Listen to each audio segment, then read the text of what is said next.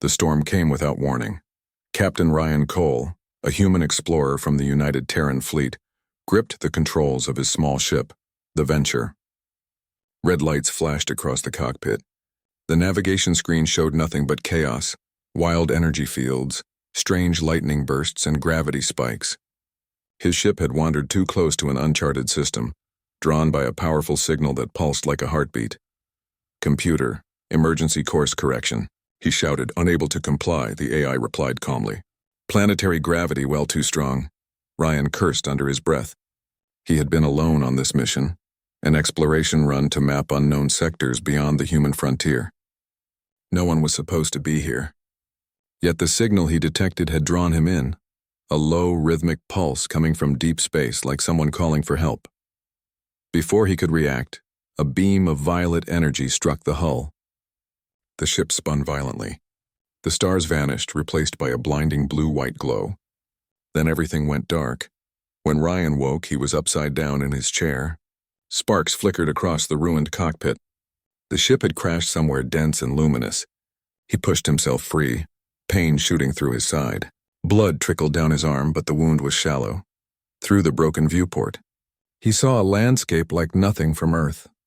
Towering crystal trees glowed faintly, bending toward a sky filled with floating stones that shimmered like moons. Rivers of light ran through the ground, pulsing softly. The air shimmered with energy, clean but heavy. His communicator crackled, but there was no response, no fleet, no nearby signals. He was alone on a strange world. Ryan grabbed a med kit and a plasma torch, then forced open the hatch. Warm air brushed his face, smelling faintly of metal and flowers. The moment he stepped outside, the ground hummed beneath his boots. Tiny glowing dust motes rose around him, floating in the air like spirits. "This place is alive," he whispered. He checked his wrist scanner. Oxygen breathable, energy readings unstable.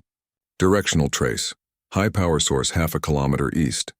He followed the signal through the glowing forest. Every sound echoed strangely. Distant wind carried soft singing, alien yet calm. The deeper he went, the brighter the crystals became. Soon he reached a canyon filled with floating bridges of transparent stone. At its center rose a massive tower, half buried, half alive. Its walls pulsed like the veins of a living creature. Ryan hesitated. "Is that a city?" The tower was surrounded by ancient ruins, arches carved with swirling patterns and strange symbols. He moved carefully through them, his torch lighting the way. Then he saw the entrance, a tall archway glowing faintly, leading into the heart of the structure. He stepped inside. The interior was silent. Thin streams of light fell from the ceiling, gliding across smooth blue stone. Strange vines grew between walls, glowing like veins of gold. In the distance, Ryan heard the soft ripple of water. He followed the sound through winding corridors until he reached a wide-open chamber. It took his breath away. The hall was enormous, like a cathedral carved from crystal. In its center was a glowing spring, steam rising from its surface. Around it were small silver dishes and curved pillars engraved with symbols. It looked like a sacred place untouched for centuries. And then he saw her. A tall, alien woman stood at the edge of the spring. Her skin was pale silver, faintly shining under the blue light. Thin crests extended from her head like folded wings. Her eyes glowed soft violet, full of intelligence and strength. She was motionless, her gaze fixed on the reflection in the water. Ryan froze. He realized this must be part of some ritual, perhaps religious. The woman turned suddenly, startled by the sound of his steps. Their eyes met for one long heartbeat. Her expression showed surprise, fear, and confusion all at once. He could see she had been in the middle of something sacred, and now a stranger stood in her presence. Ryan quickly looked away, raising his hands in apology. "I'm sorry," he said softly. "I didn't mean to intrude." The woman tilted her head, studying him carefully. Her voice, when she spoke, was musical but firm. "You are not Orathi. What world do you come from, stranger?" Ryan turned slightly, keeping his eyes low to show respect. "Earth. I crash-landed nearby. I didn't know this place was forbidden." She blinked, confusion flickering in her gaze. "No human has ever set foot on Orath Prime. Our shields protect us from the stars." Her tone shifted from surprise to suspicion. "How did you pass them?" Ryan shook his head. "I don't know. Some kind of energy pulled my ship here." The woman stepped closer. Her presence was powerful but not hostile. "You are hurt." "It's nothing," he said, though his side throbbed. Her hand moved in the air, tracing symbols that glowed briefly. A soft hum filled the chamber. From the far end, shadows moved, guards in shining crystal armor holding spears of light. They rushed forward, aiming their weapons at Ryan. The woman raised her hand sharply. "Stop!" The guards froze. Their leader spoke in a harsh tone. "Princess Celira, this being violated the sacred spring. He must be purified by fire." Princess Celira. The title echoed in Ryan's mind. He had stumbled into the most restricted place on the planet, and before its ruler. He did not attack. Celira said calmly. He showed respect. The guard frowned. "He saw you, my lady. During the rite of renewal." "That is forbidden." Ryan's mind raced. "A ritual. That's what this is." He spoke carefully, his voice calm. "I didn't know your customs. I didn't mean to dishonor anyone." Celira studied him for a long moment. "When you saw me, why did you turn away?" Ryan hesitated. "Because where I come from, looking at someone during a sacred moment without permission is disrespectful." "You were part of something personal." "I didn't want to break that." The princess blinked, surprised. The guards exchanged confused glances. In their culture, power and dominance were often shown through direct gaze. Humility was alien to them. Finally, Celira spoke softly. "You are strange, human. Most intruders boast or demand mercy. You show shame for what you did not know." Ryan gave a tired smile. "Maybe I'm just good at being polite." Celira's lips curved slightly, almost a smile. "Polite, a word we have not heard in centuries." Then Ryan's legs gave way. Pain surged through his side. Blood seeped through his uniform. He had been bleeding more than he thought. The world spun. He fell forward, barely catching himself on one knee. The guard stepped closer, ready to act, but Celira raised her hand again. "Enough, lower your weapons." She moved to him, kneeling slightly to examine his wound. Her fingers glowed faintly, channeling soft blue light that sealed the torn skin. Ryan felt warmth spreading through him. His vision cleared slightly. "You are lucky," she murmured. "Had the cut been deeper, the crystal fever would have claimed you." Ryan managed a faint nod. "Thanks, I owe you one." "You owe me nothing," she said, standing. "You are under my protection now." The guards gasped. "My lady, he is an outsider." The council will not. "The council will listen to its princess," Celira said sharply. "Take him to the healing chamber." Two guards hesitated, then obeyed. They lifted Ryan carefully. As they carried him toward the exit, he looked back at Celira. Her eyes met his once more. There was no anger now, only curiosity. Hours later, Ryan awoke in a small room filled with soft light. The walls were made of smooth crystal, humming faintly. Alien symbols glowed gently above the bed. His wound was gone, replaced by a faint silver mark. He sat up slowly. His gear was gone, but he felt no threat, just the presence of guards outside. Celira entered quietly. She wore light ceremonial armor now, elegant and carved with the symbols of her people. Her violet eyes met his with calm authority. "You recover fast," she said. "Thanks to your healers," Ryan replied. "I thought I was done for." Celira stood beside the bed. "Your arrival troubles the council. They believe the storm that brought you here was a sign of imbalance. The planet's energy core has been unstable for years, so the storm might be connected?" he asked. "Perhaps. Or perhaps fate has brought you here for a reason." Ryan smiled faintly. "Fate doesn't like me very much." For the first time, Celira laughed, a soft musical sound. "You are unlike any being I have met, human. You came uninvited, saw what no outsider has ever seen, and yet you showed respect instead of pride. My people will not understand that easily." "I didn't mean to cause trouble," he said. "Sometimes trouble is what awakens the sleeping," she replied. Her gaze softened. "Rest now. The council will meet tomorrow. Until then, you are my guest." She turned to leave. At the door, she paused. "And, Captain, thank you for looking away." Ryan blinked, unsure what to say. "You're welcome, Princess." When she left, the room fell silent again. Ryan lay back, staring at the glowing ceiling. Outside, he could hear distant singing like the wind humming through crystal towers. He didn't know what tomorrow would bring. But one thing was certain. This world, and its mysterious princess, had just changed the course of his life. The next morning on Orath Prime was quiet but heavy. From his chamber window, Captain Ryan Cole could see the glowing horizon of the alien world. The twin suns were rising, one gold, one blue, casting the crystal towers in beautiful colors. It should have been peaceful, but Ryan could feel the tension in the air. He was not welcome here. Outside his room, 2 guards stood silently, their crystal armor shining like glass. Every time he moved, they followed him with watchful eyes. He could feel their distrust. He was a stranger from a faraway world who had entered their sacred ground by accident. Ryan sighed, rubbing his temple. "Great Cole," he muttered to himself. "First human to make contact with this civilization, and you start by crashing into their holy temple." The door opened with a soft hum. Princess Celira entered, her presence commanding yet graceful. She wore a long silver robe with faint energy lines glowing across it. Her violet eyes, calm but sharp, studied him carefully.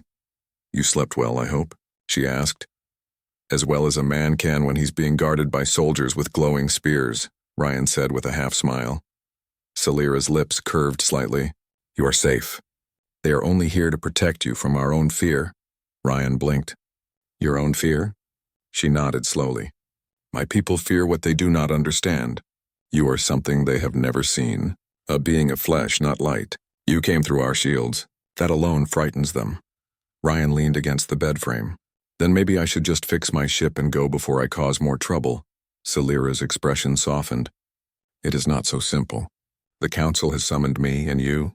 They will want answers." The council hall. The great hall of the Arathi Council was carved from a single mountain of glowing crystal. Ryan walked beside Celira through a long corridor that echoed with soft energy. The guards, priests, and nobles all turned their heads as the human passed. Their eyes shone with curiosity, suspicion, even anger. At the center of the hall, 12 tall figures sat in curved thrones. Their robes shimmered with the symbols of the great houses. Behind them, a massive orb floated filled with swirling blue light, the core mirror which recorded every meeting. Celira stepped forward. Ryan followed quietly. An elder with a long crest of crystal feathers spoke first. "Princess Celira of House Lyrith, you stand before us to explain the intrusion upon the sacred spring. Why is this off-world being still alive?" Celira bowed her head slightly. "Because he meant no harm. He did not attack. He showed humility and honor." The elder's eyes narrowed. "Honor? He violated the holy ground?" He saw what no one should see. Ryan raised his hand slightly. "I didn't know your customs. I was injured. I just walked into the wrong place." Another counselor hissed softly. "He speaks our language?" Celira explained. "He learned quickly. His mind adapts fast. His technology uses translation waves." The elder's voice turned cold. "That is precisely what makes him dangerous." Celira looked at them firmly. "Dangerous is the word we use for things we refuse to understand." He showed respect when others would not. "When I found him, he looked away. He could have mocked our tradition. He could have demanded power, but instead he apologized." The council murmured among themselves. Ryan felt like he was standing in a storm of whispers. Finally, the elder leaned forward. "Princess, you have always been wise. But compassion can be a weakness. We cannot risk contamination. This human must be contained or executed." The words hit Ryan like ice.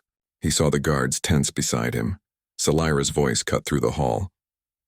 "You will not harm him." The air crackled with energy. The core mirror flared bright. Every eye turned to her. "I claim the right of protection," she said.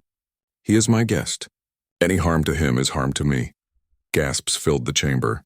The elder stood, trembling with anger. "You risk the wrath of the ancestors for a creature of flesh." "Then let the ancestors judge me," Celira replied. "But this man will live." The council dismissed them, furious and divided. Outside the hall, the tension was heavy enough to taste. Ryan followed Celira through the garden paths, unsure what to say. Finally, he spoke. "You didn't have to do that. Now your people are angry at you." She stopped beside a fountain made of light. "They have been angry at me for years," she said softly. "They think I am too gentle to rule, but maybe gentleness is the only strength left." Ryan sat beside her on the crystal bench. "You really believe that?" "I believe that power without compassion destroys itself." She turned toward him, her violet eyes reflecting the twin suns. "You're kind humans, how do you rule your worlds?" Ryan chuckled dryly. "Not very well. We argue, we fight, we try again. But we've learned that respect keeps us from destroying each other. Respect, she repeated, tasting the word. In our language, that would mean to see another as equal. We do not use it often. Ryan smiled. Maybe it's time to start. For a long moment, they sat in silence. The fountains sang softly. In that strange calm, two worlds began to understand each other. The lessons days passed. Ryan was not allowed to leave the palace, but Celira visited often. She brought him ancient scrolls, glowing crystals, and food that changed color with temperature. He shared stories about Earth, its blue oceans, its cities, its strange music. Sometimes she would ask endless questions. You travel between stars without fear? You eat plants and animals? You build machines that think? Ryan would laugh. Yeah, we're curious creatures. Curiosity is what keeps us alive. Celira watched him closely one evening as he fixed a broken scanning drone from his ship. You mend things with such patience. Most Orathi would simply replace what is broken. Sometimes, Ryan said, tightening a bolt, repairing something teaches you how to respect it. She looked thoughtful. Your words sound simple, but they hold truth. That night, as the two talked beneath the shining moons, Ryan noticed something. Celira was lonely. Despite her royal title, she seemed isolated, trapped by the expectations of her people. Do you ever get tired of being a princess? He asked gently. She gave a soft smile. Princess is just a word. What I truly am is a daughter trying not to fail her world. Ryan nodded quietly. He understood that feeling more than he cared to admit.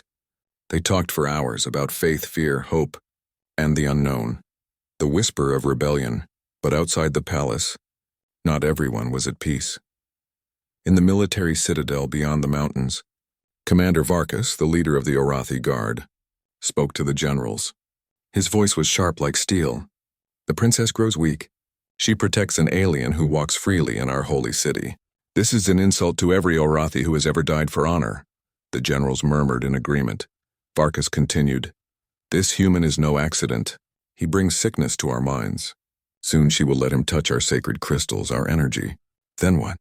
The humans will own our world. One general hesitated. But my lord, he has not attacked. Varkas slammed his hand on the table, the crystal cracking under his strength. Weakness begins with excuses. We must act before the corruption spreads. He looked toward the horizon, where the palace shone like a beacon. Let her have her guest. Soon she will learn what trust costs. A gift of knowledge back in the palace, Ryan had found a small purpose. With Celira's permission, he began to study the planet's energy fields. His scanner detected massive instability deep beneath the surface, something dangerous. Celira explained, Our world's heart is dying. The core crystal bleeds energy faster than we can contain it. Our healers say it is a punishment for our pride. Ryan frowned. Maybe not a punishment, maybe science. On Earth, when a planet's core loses stability, it means its magnetic field is collapsing. Celira tilted her head. Can it be fixed? Maybe, Ryan said. If I can access the energy chamber where your core is housed, I might understand it better. She hesitated. No outsider has ever been allowed there. Then take me as your researcher, he said. Not as a human. As someone who wants to help. Celira looked at him for a long moment, then nodded slowly. Very well. Tomorrow I will show you the heart of Orath. That night, as Ryan sat by the window of his chamber, he watched the city below. The people moved like rivers of light between bridges, yet he could feel eyes on him. Shadows that disappeared whenever he looked directly. He knew the council still distrusted him. He knew Celira risked everything for him, and still he couldn't shake the feeling that something darker was waiting. He touched the silver mark on his side. The wound Celira had healed.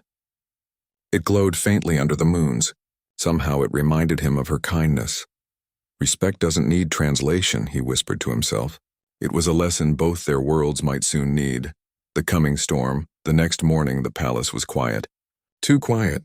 Ryan and Celira met in the grand courtyard to begin their journey to the core chamber. The guards followed closely, uneasy and tense. As they crossed the crystal bridge, a faint tremor shook the ground. The towers flickered for a moment, their light dimming. Celira frowned. The core grows weaker. We must hurry. But from the shadows above, unseen eyes watched. The soldiers loyal to Commander Varkas. They whispered among themselves, preparing for orders that would change everything. Ryan didn't know it yet, but his act of respect had started something unstoppable. a spark that would test both his courage and the fate of an entire world.